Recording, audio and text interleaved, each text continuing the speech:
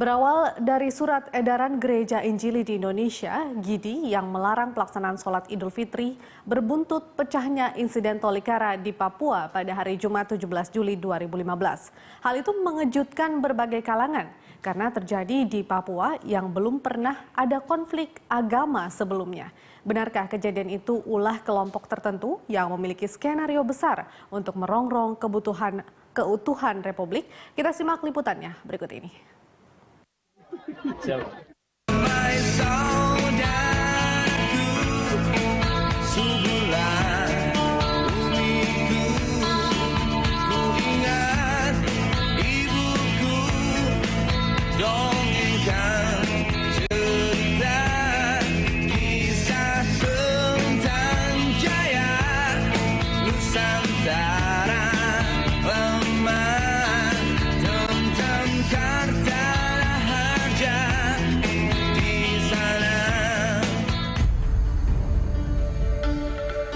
Tak ada yang bisa memungkiri fakta. Indonesia merupakan bangsa besar yang terdiri dari beragam etnis, suku bangsa, agama, dan kepercayaan.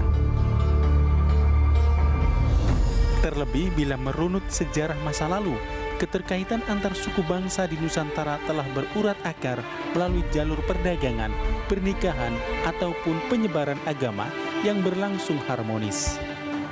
Dengan kata lain, setiap provinsi tak bisa dinafikan memiliki ikatan pertalian darah yang sama karena tidak ada satupun provinsi di Nusantara yang berdiri sendiri, tidak ada pengaruh dari tempat atau provinsi lain. Tidak terkecuali masyarakat Papua, bahkan sejak masa keemasan Sultan Luku Tidore, warga Papua memiliki perwakilan setingkat Raja Muda yang menyokong Kesultanan Tidore hingga sekarang. Sikap saling menghargai dan harmonisasi yang terjalin indah ini bukan mustahil bagi sebagian negara atau kelompok tertentu, merupakan ancaman, sehingga dengan berbagai cara mereka berusaha menggosok perbedaan yang melingkupi suku, agama, ras, dan antar golongan atau SARA demi mematangkan permusuhan agar menjadi api yang membakar dan mencabik-cabik bangsa Indonesia. Hal ini yang bisa disaksikan saat terjadinya insiden di Tolikara, Papua saat umat muslim merayakan Hari Raya Idul Fitri. Tiba-tiba, sekelompok orang bersenjata menyerang warga yang sedang melakukan ibadah. Ketika aparat keamanan membubarkan massa, para penyerang itu membakar kios-kios di Pasar Karabuga hingga apinya menjalar menghanguskan masjid. Di dalam bentrok itu, sedikitnya 10 orang mengalami luka-luka dan 1 orang meninggal dunia. Kepala Bidang Humas Polda Papua, Komisaris Besar Polisi Rudolf Fedrige mengatakan, Kepolisian Daerah Papua segera menindaklanjuti insiden Tolikara 17 Juli lalu. Ketiga kasus yang segera diselidiki antaranya kasus dugaan penghasutan, kasus penyerangan dan pembakaran puluhan kios, serta dugaan penembakan atau penyalahgunaan senjata api dari aparat kepolisian, terutama saat penanganan warga di lapangan. Dikatakan Rudolf, penyidik dari Polres Tolikara di backup tim khusus Polda Papua terus memeriksa sejumlah saksi. Hasil pemeriksaan sementara tidak ada pembakaran Masjid Baitul Muttaqin dalam insiden tersebut. Hasil pemeriksaan yang mana dari para saksi menyatakan bahwa memang betul bahwa kebakaran yang terjadi itu bukan kebakaran di musola, melainkan kebakaran di 2 kios yang berdekatan dengan musola di pinggir jalan. Ini kemudian api merembet sehingga membakar musola yang memang letaknya berdekatan. Kemudian perlu saya tegaskan lagi bahwa musola pada saat kejadian itu musola dalam keadaan kosong, sementara umat muslim di kota Kerubaga melaksanakan sholat Id di lapangan Koramil. Pasca insiden Tolikara, sejumlah spekulasi dan reaksi terus bermunculan di tengah masyarakat. Insiden Tolikara juga dituding sengaja dipicu oleh kelompok tertentu agar konflik di tanah Papua tetap membara dan menimbulkan gesekan panas dengan umat muslim. Reaksi pun sudah terlihat dengan adanya upaya pembakaran gereja seperti terjadi di Desa Tlepok, Purworejo, Jawa Tengah. Tapi usaha itu berhasil digagalkan warga muslim dan kebakaran hanya menghanguskan pintu bangunan. Tak sampai di situ, aksi juga dilakukan sejumlah perwakilan warga Kota Surakarta menemui Wali Kota Surakarta FH Hadi Rudiatmo untuk menyampaikan surat permohonan penutupan sebuah rumah di Kelurahan Joyontakan, Kecamatan Serengan, Solo. Sebab rumah itu diduga tidak memiliki izin untuk difungsikan sebagai tempat ibadah jemaat Gidi. Wali kota berjanji akan segera berkomunikasi dengan penanggung jawab rumah tersebut untuk memfungsikannya sebagaimana mestinya. Izin berikan rumah ibadat itu satu, melengkapi peraturan perundang-undangan. Yang kedua, harus mendapatkan rekomendasi dari FKUB, baru itu keluar izin peribadatan. Untuk mencegah dampak yang semakin luas, langkah cepat dilakukan pemerintah pusat melalui 3 arahan Presiden Joko Widodo untuk pemulihan situasi keamanan di Tolikara, Papua. Pemulihan itu dimulai dari pembangunan kembali masjid yang rusak parah hingga proses rekonsiliasi dengan warga setempat. Kini kondisi Kabupaten Tolikara sudah berangsur normal dan kondusif. Menurut staf komunikasi Presiden Teten Mas Duki, pemerintah akan mengucurkan dana sebesar 1 miliar rupiah guna memperbaiki dan membangun masjid serta kios yang hangus terbakar. Sementara itu, Panglima TNI Gatot Nurmantio meminta tokoh agama bersatu menjaga persatuan dan kesatuan antar umat beragama. Presiden menegaskan perlunya penegakan hukum terhadap peristiwa itu. Yang nanti akan dijelaskan lebih lanjut oleh Kapolri. Yang kedua, Presiden memerintahkan segera dilakukan pembangunan kembali fasilitas yang rusak seperti pembangunan kios, masjid dan lain sebagainya. Dan ketiga, Presiden akan melakukan dialog dengan tokoh agama, tokoh adat, tokoh masyarakat Papua. Jadi bangsa ini dibangun berdasarkan kebinekaan. Nah, kebinekaan ini jangan mau dikoyak-koyak, hanya permasalahan seperti ini. Dan saya pikir tokoh-tokoh agama semuanya sudah berbicara positif semuanya. Tidak lagi berbicara bagaimana kita kemajuan ini kita eratkan sehingga bangsa ini tetap bisa membangun. Pada 23 Juli 2015 atau 6 hari pasca rusuh di Tolikara, Papua, pihak kepolisian telah menetapkan 2 orang tersangka. Salah satu tersangka merupakan pegawai bank dan berasal dari pihak Gidi atau Gereja Injili di Indonesia. 2 tersangka tersebut berinisial AK dan YW diduga melakukan pengrusakan, kekerasan, penganiayaan, dan penghasutan. Kapolri Jenderal Badrodin Haiti menyatakan hingga saat ini pengamanan masih dilakukan di Kabupaten Tolikara. Ya tentu kalau misalnya tambahan tersangka nunggu hasil pemeriksaan dari tersangka ini.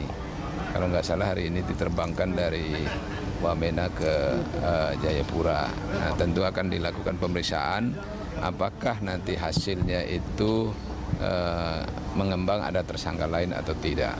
Nah, tentu terkait dengan hasil pemeriksaan dan juga pemeriksaan saksi-saksi yang sudah ada.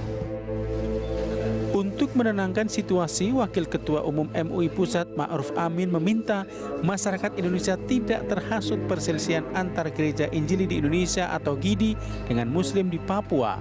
MUI juga meminta masyarakat meningkatkan persatuan dan kesatuan bangsa. Yang terakhir kita mengharap umat Islam jangan terprovokasi karena peristiwa di Tolikara itu kemudian umat marah di beberapa daerah. Jangan sampai itu ada terprovokasi. Kita tetap membangun damai di mana-mana, terutama damai di Papua. Upaya rekonsiliasi dan rehabilitasi juga terus dilakukan di tempat kejadian perkara. Secara simultan, beberapa menteri kabinet kerja turun langsung melihat situasi.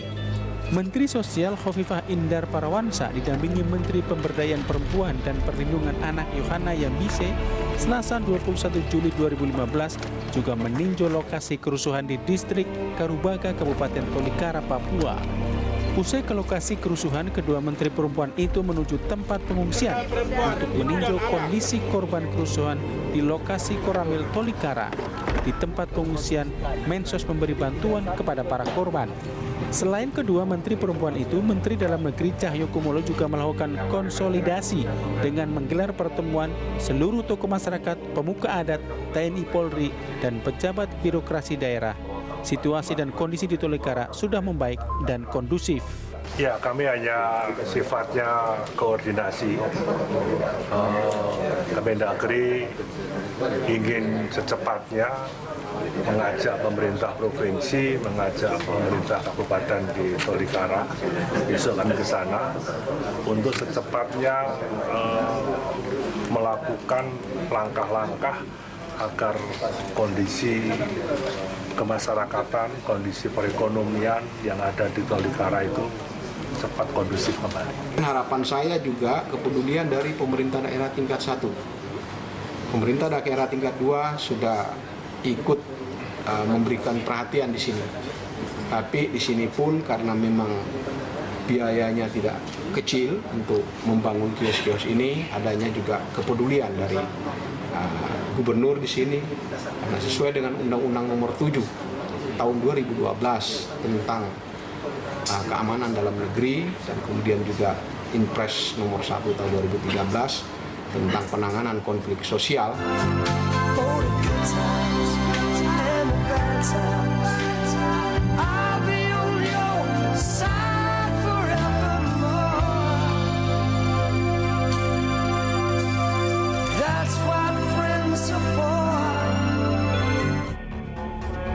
Demi mengantisipasi adanya pihak-pihak yang memancing di air keruh dan insiden Tolikara merembet ke daerah lain, para tokoh agama, tokoh masyarakat, dan tokoh adat di Maluku menggelar pertemuan guna mengantisipasi merebaknya isu SARA di Maluku dalam sepekan terakhir. Dalam pertemuan ini, para tokoh di Maluku bersepakat untuk mewaspadai aksi provokator di Maluku pasca insiden di Kabupaten Tolikara. Mereka sepakat merapatkan barisan agar tidak mudah disusupi pihak lain. Selain berdoa, para tokoh penting di Maluku juga menandatangani sejumlah poin kesepakatan yang turut pula ditandatangani Kapolda Maluku, Pangdam 16 Patimura, dan pemerintah Provinsi Maluku. Ya, saya berharap masyarakat tidak terpancing oleh apapun juga. Dan saya juga minta bantuan kepada rekan-rekan wartawan. Jangan sampai ada provokator lah yang masuk ke sini yang mengganggu stabilitas kita, persaudaraan kita, persahabatan kita, kekeluargaan kita. Gitu aja. Saya sama Pak Kapolda selalu mengingatkan masalah keamanan itu ada terkait dengan masalah di luar atau tidak, itu menjadi kewajiban kita. Bukan hanya di Maluku, di Sumatera Selatan juga digelar koordinasi antar umat beragama untuk bersama-sama menjaga wilayah Sumatera Selatan agar tidak terpancing dan tetap kondusif. Masing-masing umat dibantu kepolisian dan TNI akan berpatroli bersama menjaga tempat ibadah untuk memberi kenyamanan umat melaksanakan ibadah. Untuk menyampaikan kepada umat masing-masing, untuk tidak terpengaruh dengan itu, kita aparat keamanan terutama dari Polri untuk bersama-sama mewaspadai ini. Kita akan melaksanakan patroli bersama di gereja, di masjid, dan di tempat-tempat ibadah lainnya, sehingga memberi keamanan kepada umat yang akan melaksanakan kegiatan keagamaan. Kapolda Metro Jaya yang juga mantan Kapolda Papua Tito Karnavian menegaskan kerusuhan di Tolikara bukanlah konflik agama. Namun, ia meminta agar penyidikan dan penegakan hukum secara tuntas harus dilakukan. Tito Karnavian mengatakan kerusuhan yang terjadi di Tolikara merupakan bentuk setting yang dilakukan kelompok-kelompok yang menginginkan kemerdekaan di Papua. Dan salah satu modusnya adalah dengan mengungkap permasalahan-permasalahan konflik dan isu HAM. Oleh karena itu, ia juga meminta agar tokoh-tokoh agama di Jakarta mempunyai pandangan yang sama terhadap kerusuhan di Tolikara, Papua, karena isu agama merupakan hal yang sensitif di Indonesia. Saya pun meyakini di kalangan GIDI pun itu tidak sependapat dengan adanya peristiwa-peristiwa seperti ini ya. Untuk itu saya kira penyidikan sedang berjalan. Semua pihak tadi kita mendukung untuk proses hukum. Jadi penegakan hukum nomor 1. Siapa yang salah, dia harus diproses kayak negara-negara hukum. Sambil kita mengembangkan sikap-sikap untuk menyelesaikan segera, mendorong segera penyelesaian rekonsiliasi di sana, penyelesaian rekonstruksi yang terbakar dipercepat ya. Semua pihak tadi sependapat, tokoh-tokoh. Kerukunan umat beragama di Indonesia yang sempat tercerai-berai menjadi pelajaran untuk semakin meningkatkan rasa persaudaraan, sikap toleransi untuk tetap saling menghargai. jauh dari prasangka dan kebebasan menjalankan ibadah serta kepercayaan masing-masing. Inilah makna hakiki dari Bhinneka Tunggal Ika. Tim Liputan, Berita 1.